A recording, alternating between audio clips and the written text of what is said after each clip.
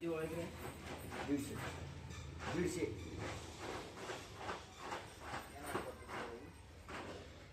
श्री गणेशाय नमः श्री परमात्मने नमः श्रीराम होऊन सावचित लक्ष्मणाचे स्वये सांगत पुढारा वाचे ब्रह्म लिखित अनुचरित कपीचे रामचंद्र भगवान की जय।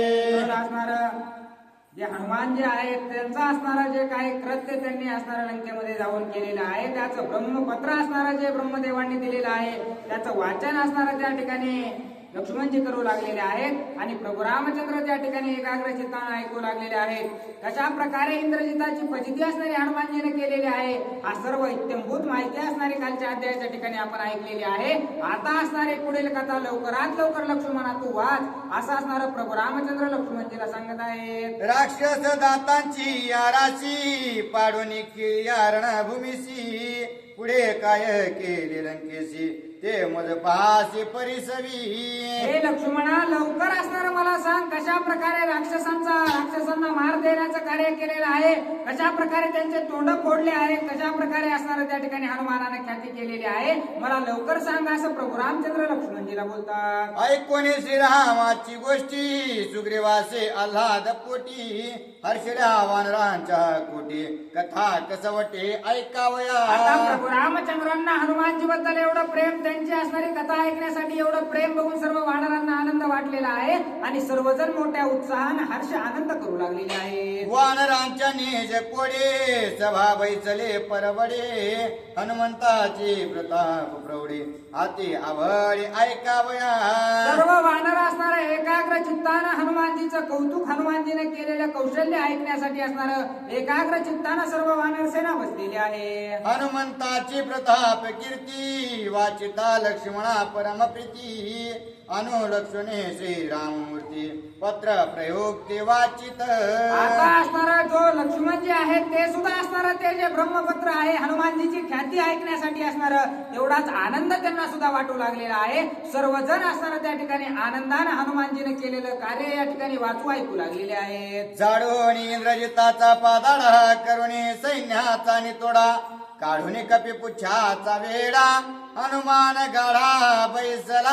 आता त्या रणांगणामध्ये हनुमानजीनं असणारं आपल्या शेपटीच्या सहाय्यानं सर्व वानर सेना जे काही राक्षस सेना होती तिचा निपांत केलेला आहे।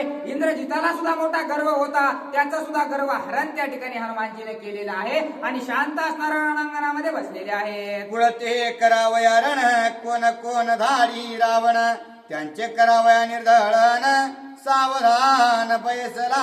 आता असणारा इंद्रजिताच्या नंतर आता कोणाला असणारा राजा रावण पाठवतो, कोणासोबत मला युद्ध करायचं आहे, कोण येतोय म्हणून असणारा हनुमानजी आपल्या सोबत युद्ध करण्यासाठी येणाऱ्याची वाट पाहत बसलेली आहेत। गेला देखून हनुमंत मीच करून वीर समस्त अनेक घायाळ कुंतत नगरा आत निघाले। आता जे असणारे रणांगणामध्ये राहिले सायलेले राक्षस होते, कुणाचे हात मोडलेले होते, कुणाचे पाय मोडलेले होते, कणक कुतत असणारा त्या ठिकाणी लंकेच्या दिशेने जे काही राहिलेले राक्षस होते जी असणारी इंद्रजिताची सेना होती ते असणारे लंकेच्या दिशेने निघालेले आहेत। विरी घेतले घायवारे रावणाचे सवे माझारे म्हणते पळारे पळारे रणिवान रे मारी जेला।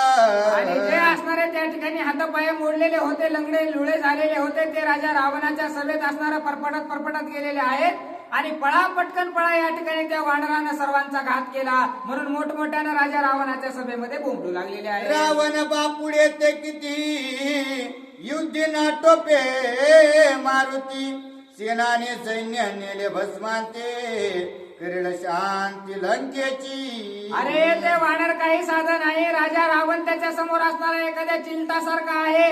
जेवढं काही सैन्य इंद्रजित घेऊन गेलेला होता त्या सर्व सेनेची असणारी राख रांगोळी त्या वानराने केलेली आहे। आता महामारी राक्षसांची आलेली आहे, अशा मोठमोठ्या बोंबा असणारी सर्व राक्षस सेना ठोकू लागलेली आहे। समस्त सैन्या केली बोहरे बोंब सुटले घरोघरी कळकळती नगर नारे लंकापुरे आकांत.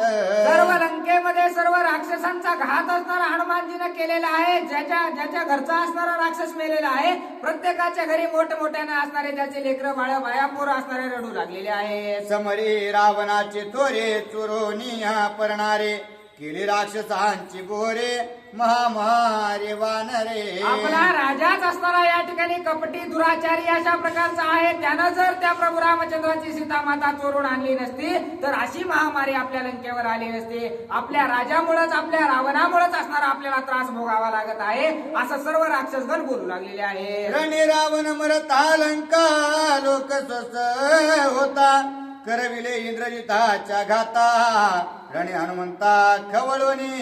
उगाची उगाच जर त्या ठिकाणी राजा रावणच गेला असता आणि तोच मेला असता तर बरं झालं असतं. लंका तरी असणारी शांत झाली असती. परंतु उगा असणारा राजा रावणानं इंद्रजिताला त्या रणांगणामध्ये पाठवलं आणि त्याचा घात असणारा त्या वानराच्या हाताने केलेला आहे आणि आमचाही घात असणारा राजा रावण करू लागलेला आहे असं सर्व राक्षसगण कुजबुज करू लागलेले आहे. करिता कयाचा कैवार रणे मारविला ज्येष्ठ कुमार बोंब करिता निशाचर दशवक्त्र हाडबडेला. आता असणारा राजा रावणाला चिंता वाटू लागलेली आहे. अकया कुमाराचा असणारा त्या ठिकाणी बदला घेण्यासाठी इंद्रजिताला पाठवलेलं होतं. परंतु त्याचा सुद्धा असणारा काहीच आपल्याला निरोप आलेला नाही. याचा अर्थ त्याला सुद्धा काहीतरी झालेला आहे. म्हणून राजा रावण असणारी चिंता करू लागलेला आहे. इंद्रजित मेला किंवा जीत कोणी न सांगती मात त्याने गजबजीला लंकानात किदारण घात वानरे. आता असणारं जे सैन्य आलेलं होतं कणत कुतत म्हणू लागलेलं होतं की ते वानर असणारं सर्व लंकेचा घात केल्याशिवाय राहणार नाही. परंतु कुणीच असणारा इंद्रजिताचा निरोपच सांगितला नव्हता. मेलाय का जिवंत आहे का कुठं त्याचा देह पडलेला आहे त्याची चर्चाच असणारी कुणी केली नाही. म्हणून राजा रावण चिंता करू लागलेला आहे. इंद्रजित मारिला रणे तरीच मारिला वीरश्रेणी तो जरी असता सावधाने कपी कैसेने मारिता. निश्चितच इंद्रजिताचा घात असणारा त्या वानराने केलेला असावा. म्हणूनच जेवढी इंद्रजिताची सेना आहे ती एवढं कणू कुतू लागलेली आहे असा विचार असणारा राजा रावण करत आहे. शोधू जावे जरी रणहासी राक्षस भीती कपी पुच्छासी भूती भक्षिले प्रेतांसे तेथे काय हसी ओळखी. आता असणारा जाऊन त्या ठिकाणी त्याचा देह तरी कुठं पडलेला आहे का म्हणून रणांगणामध्ये बघावा असा विचार राक्षसांच्या मनामध्ये येऊ लागलेला आहे.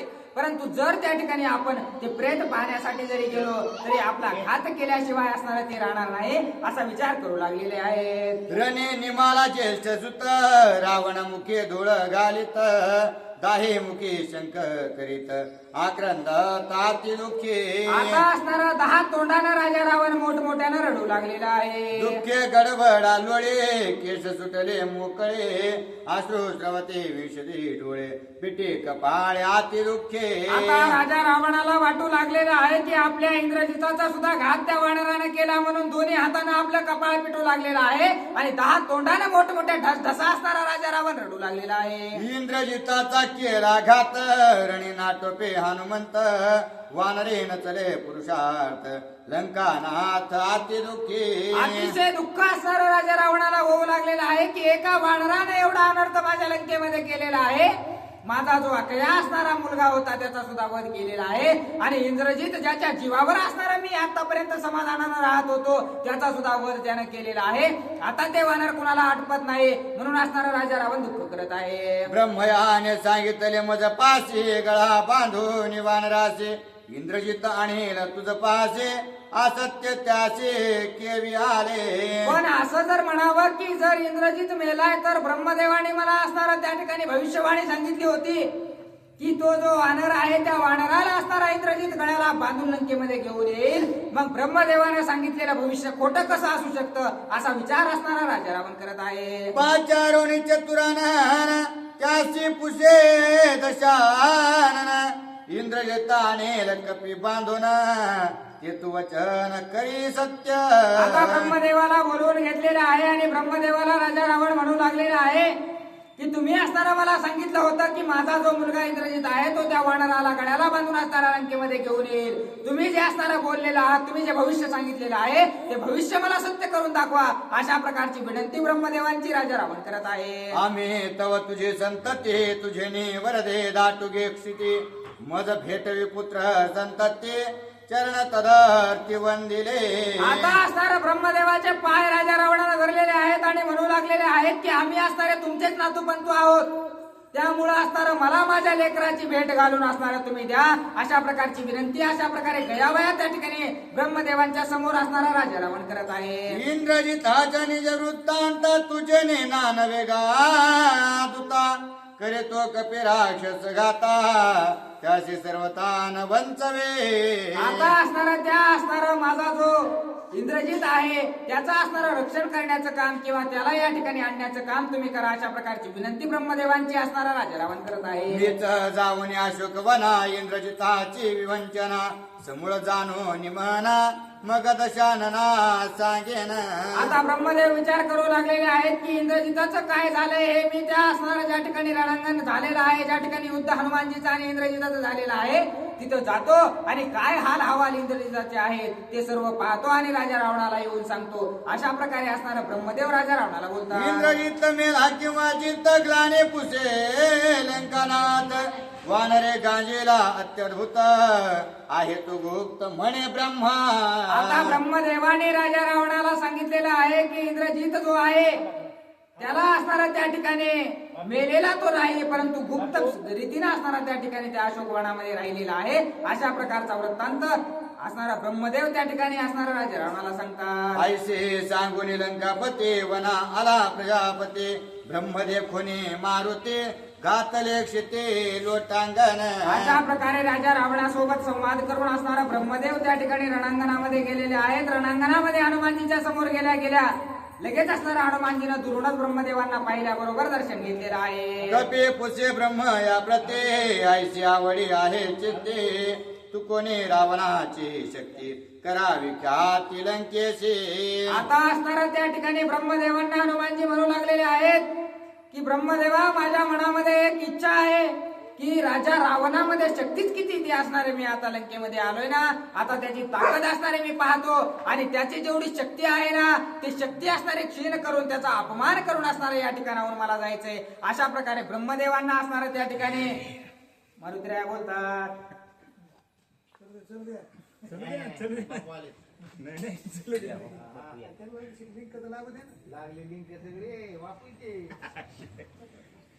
बापूची लिंक मला आज बघायला मिळाली. हो काय उशीर झाला मग मला यायला. उशीर झाला आणि ते वेळेचा लय प्रॉब्लेम तरी लय वेळ गेला. लय गेला वेळ. प्रभू रामचंद्र भगवान की जय. ब्रह्म सांगे हनुमंतासी, इंद्रजित तुझे भयसी, लपालासे विवर प्रदेशी, मित्यापासी जातसे. आदू राम तपोवना दिगमनम हत्व मृग कंचानम, विदेही हरणम जटायु मरणम, सुग्रीव संभाषणम, वाली निर्दलनम समुद्र तरणम, लंकापुरी दहनम, इति भागवतम पुराण कथितम. झालं रामायण. रामायणामध्ये नाथ महाराजांनी खरं तर कारुण्य रस भरलेला आहे. प्रसंग युद्धाचा जरी असला तरी प्रत्येक ओवी त्यांनी करुण रसामध्ये भरलेली आहे. प्रसंग आहे ब्रह्मपत्राचा. इंद्रजिता कसा मरू शकतो असं रावणाकडे असणारा कोण ब्रह्मदेवाकडे रावण असणारा प्रश्न करतोय की अरे आम्ही तुझी संतान असताना सुद्धा, हो आम्ही तुझे संतान असताना, ब्रह्मदेवाचे संतान असताना सुद्धा आम्हाला कुठं वाननेराच्या हाताने मरण असते. पण आता गंमत कशी झाली बरं का महाराज, माती महाराष्ट्राची खूप छान आहे. तसं तर जगामध्ये भारतामध्ये 11 प्रकारची माती, या देशामध्ये किती प्रकारची? 11 प्रकारची माती, 329 नद्या पवित्र या भारतामध्ये वाहतात. 18 भार वनस्पती जगाच्या पाठीवर दुसरीकडे कुठंच पाहायला भेटत नाही. मग एवढी असणारी या मातीतली शक्ती, तर मग वानराच्या हाताने आमचा मृत्यू आहे असा प्रश्न आहे ना रावणाचा. कोणाला? ब्रह्मदेवाला. आता ब्रह्मदेव काय उत्तर देतात त्याच्यात आपल्याला ऐकायचं. इंद्रजिताचे कर संपुटी ब्रह्मपाश मानो निकंठी यावे रावणाचे भेटी लंका त्रिकोटी कंदनार्थ. आणि मग आता हनुमंताच्या हळूच असणारे कानात सांगितलेलं आहे की या ब्रह्मपाश जो आहे त्या ब्रह्मपाशाचा काय करा, स्वीकार करा, आदर करा. बरं का, आपल्याला सृष्टीनं घालून दिलेले जे नियम आहेत त्याचा आदर केला पाहिजे. पण आता आपली वृत्ती अशी झालेली आहे की सृष्टीवरच अतिक्रमण आपलं सुरू झालेलं आहे. निसर्गाने जे दिलेलं आपल्याला आहे, आता एकही स्वदेशी वृक्ष या भारतामध्ये सापडतोय का नाही याची कल्पना आपल्याला म्हणजे करावं लागेल. सगळे विदेशी वृक्ष आले, सगळी विदेशी असणारी वृत्ती आली, सगळा विदेशी विचार या देशामध्ये आलेला आहे. पण आपल्या साधू संतांनी आपल्याला काय सांगितलेलं आहे? आपल्याला सांगितलं आहे की जे ब्रह्मदेवाने आपल्याला सांगितलेलं आहे, जे भगवान विष्णूने आपल्याला जे दिलेलं आहे, जे शंकर महादेवाने जे आपल्याला मर्यादा दिलेल्या आहेत, त्या मर्यादेचं आपण उल्लंघन केलं नाही पाहिजे असं हळूच असणार मारुतीरायाच्या कानामध्ये सांगितल्यानंतर काय गंमत होते. कपी म्हणे इंद्रजिताचे हाते सर्वतान माने बस बंधाते ब्रह्मदेवा तुझे हाते ब्रह्मबंधाते मानिन. त्यावेळेला हनुमंतराय सांगतात की इंद्रजिताच्या हातानं मी त्या पाशामध्ये बांधल्या जाणार नाहीये. का? इंद्रजित हा अहंकारी आहे, अवगुणी आहे, अधर्मी आहे. अधर्म्याच्या हातानं मी सत्यवचन पाळायला तयार नाही. कारण अधर्माच्या विरुद्ध धर्माने लढलंच पाहिजे, त्याला शरण नाही गेलं पाहिजे अशी आपली संस्कृती सांगते. मग हा जर तुम्हाला वाटत असेल तर तुमच्या पाशानं, तुमच्या हातानं मी त्या पाशामध्ये अडकतो, पण इंद्रजिताच्या हातानं अडकणार नाहीये असा हा कथाभाग आहे. चला. ब्रह्म म्हणे ऐसे चिघडे माझे हाते वाडे कोडे हनुमंत पाश बंधनी पडे रावणा पुढे न्यावया. मग रावणाच्या पुढे नेण्यासाठी ब्रह्मदेवाच्या पाशामध्ये म्हणजे त्याच्या शब्दामध्ये असणारं ते निश्चित असणारं मारुतीराय गुंतल्या जातील अशी योजना करतो असं असणारं रावणाला सांगतात. रणे वानरा देवनी पाठी पळता विवरा संकटे इंद्रजिताची चिंता मोठी लागली पोटी धुक धुक. कारण असं त्याची ताकद किती असती बघा.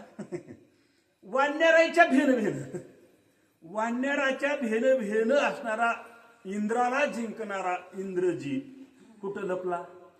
बहिऱ्यामध्ये लपला. आणि ज्या वेळेला आता त्याला सांगितलं की अरे आता तू बाहेर निघ, कारण तुला आता काय तो मारुतीराय काही करणार नाही, कारण त्यानं आता ब्रह्मदेवाच्या शब्दाचा स्वीकार केलेला आहे. तरी पण तो थर थर थर थर थर थर कापत होता. म्हणून माणसं लबाड बोलली ना, आणि जर सत्तेच्या पुढे जायचं म्हणलं की त्यांच्या चेहऱ्यावरच घाम फुटतो. हेच उदाहरण आहे. चला. रणे गांजिले माकडे काय मुख दाऊ रावणा पुढे इंद्रजित खळखळा रडे आती साकडे ओढवले.